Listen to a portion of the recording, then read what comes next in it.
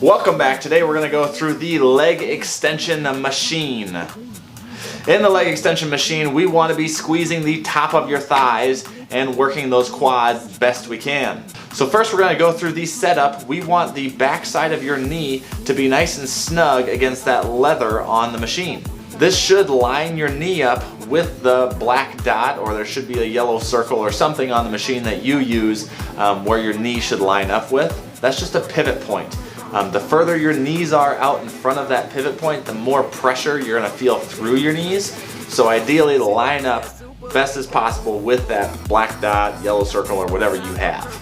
In this machine, you can change where your knee position is by moving the back pad forward or back. So in this example, my knees were too far forward, so it would put pressure in my knees. So I'm going to move my back pad further back so that way I fit in the machine appropriately. Another adjustable piece on this machine is going to be where you start at, your starting position.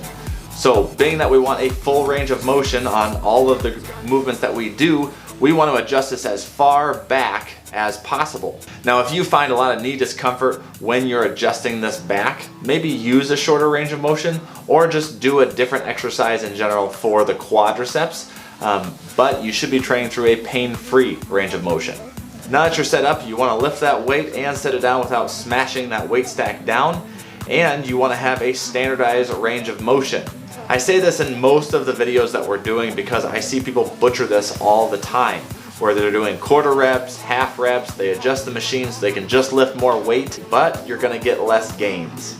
So go all the way from that bottom position all the way to locked out so you get that big squeeze in your quads, and then repeat the motion. Biggest mistakes I see in this movement are going to be when people pop their butt up in the movement and partial range of motion. So to fix your butt coming up in this exercise, you want to grab the handlebars on the side of the machine and pull your butt down.